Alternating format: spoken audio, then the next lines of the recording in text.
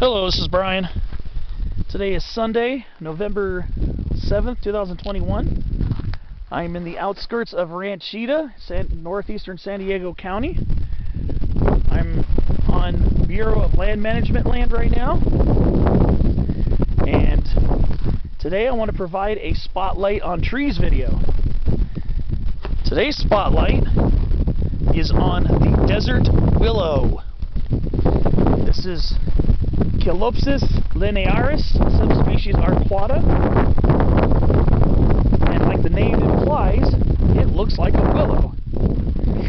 But what the name doesn't imply is that it's not a willow. This is actually a plant in the Trumpet-Creeper / trumpet plant family, which is the Bignoniaceae. And you see here, it forms a large shrub to small tree, usually multi-trunked as you see here, and very narrow leaves. And like most willows, it's winter-deciduous. In other words, the leaves fall off in autumn, the shrub or tree is leafless in the winter, and then new leaves come out in the spring.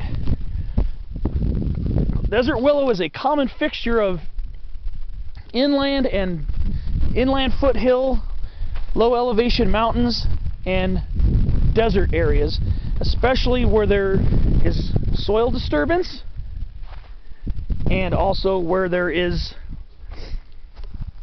underground water, sometimes also in washes near streams. So it does like similar habitats to willow. So you see here, the leaves are very narrow, very narrow. And right now, this guy is in the middle of shedding its leaves for winter. So there's really no major fall color on these. So they kind of dull to a yellowish green, as you can kind of see here. And then it should be shedding its leaves pretty soon. One thing I remember is that they're quite late to leaf out in the spring, from my experience. I've seen them in cultivation in some areas in Southern California. I've seen them, I think, cultivated in Orange County, Riverside County, in the desert communities, and here, where they're native. Right now, I am at the base of San Ysidro Mountain. Not the San Ysidro Mountains by the border, by the town San Ysidro, but the San Ysidro Mountains, basically at the corner of Los Coyotes Indian Reservation off that way, Bureau of Land Management over here, and Anza-Borrego Desert State Park. And it's a pretty common fixture in the area. Quite a beautiful shrub.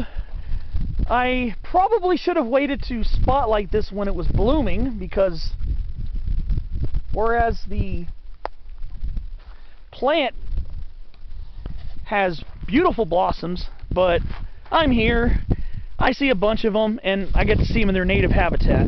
So, voila, here I am. So, true to the Bignoniaceae family, they do have quite showy flowers. And they're kind of lightish, purplish color, quite decent size, and they're very showy.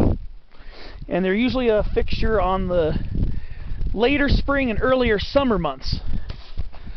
And then after that, they get these little seed pod like fruits. And I'll show you some unopened ones. Here's an unopened one right here.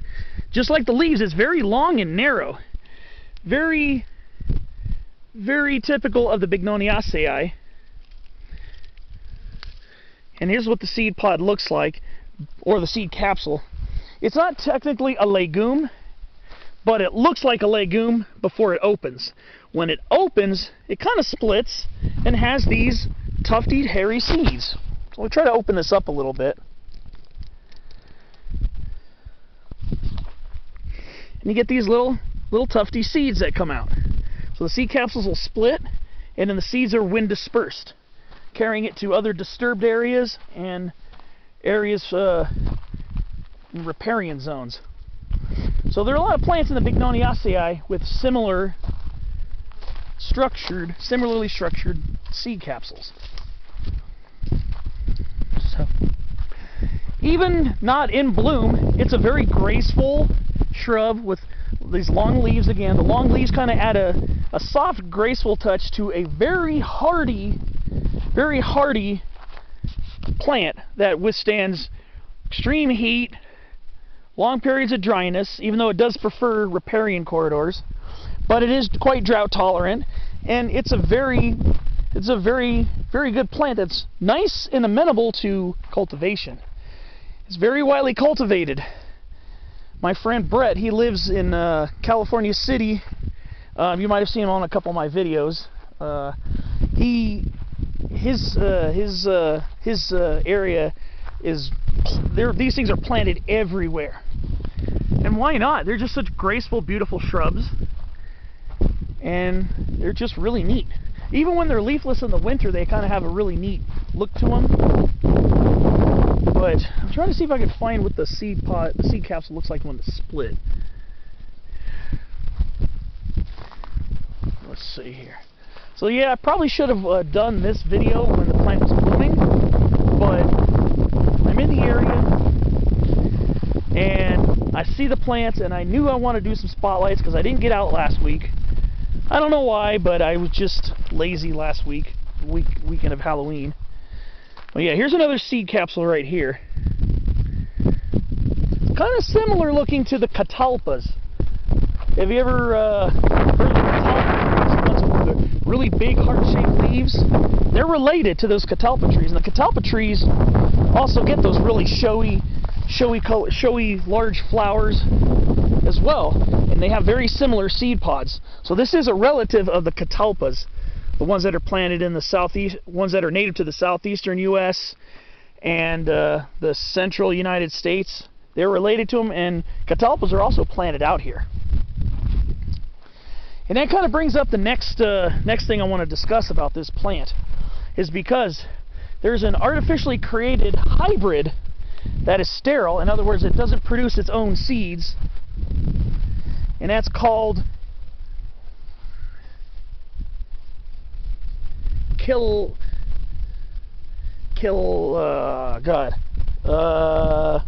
trying to remember. It's got a funny name.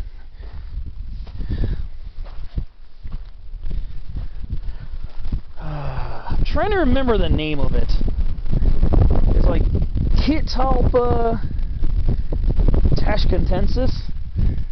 It's kind of intermediate in between the narrow leaves of this and the broader leaves of the Catalpas. So it'd be Chitalpa tashkentensis. And this is Chilopsis linearis, subspecies arcuata. So hybrids between those create these beautiful sterile plants. They get very showy flowers and usually semi-evergreen leaves, at least where I've seen them planted in Orange County. But this is one of the parents right here, Chilopsis linearis subspecies arcuata. I believe subspecies arcuata is the only subspecies we're going to find here, to my knowledge. But let's go look at a couple other details. Okay, so we got these kind of robust twigs that are kind of brownish, speckled with these little lenticels on them. And then the bark becomes furrowed a little bit more down the stem, and then we get down towards the trunk.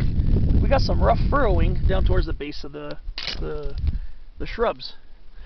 I believe that these are fire resprouters, and also after coppicing and other types of mechanical damage. And we got some more over here too.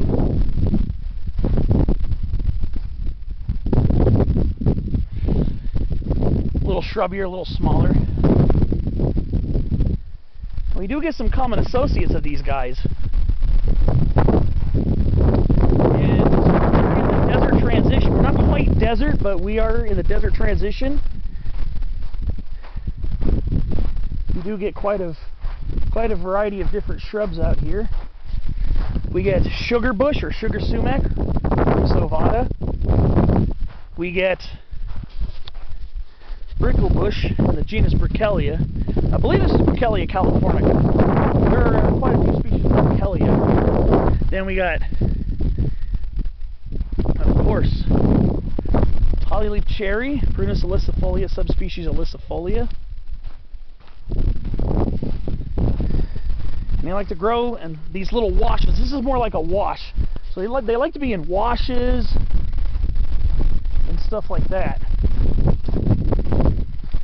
But we are, again, we're at the foot of San Ysidro Mountain, the San Ysidro Mountain range right here. We got Palomar Mountain over there. Beautiful Palomar Mountain. So we're in northeastern San Diego County. We're at about an elevation of 4,500 feet over here.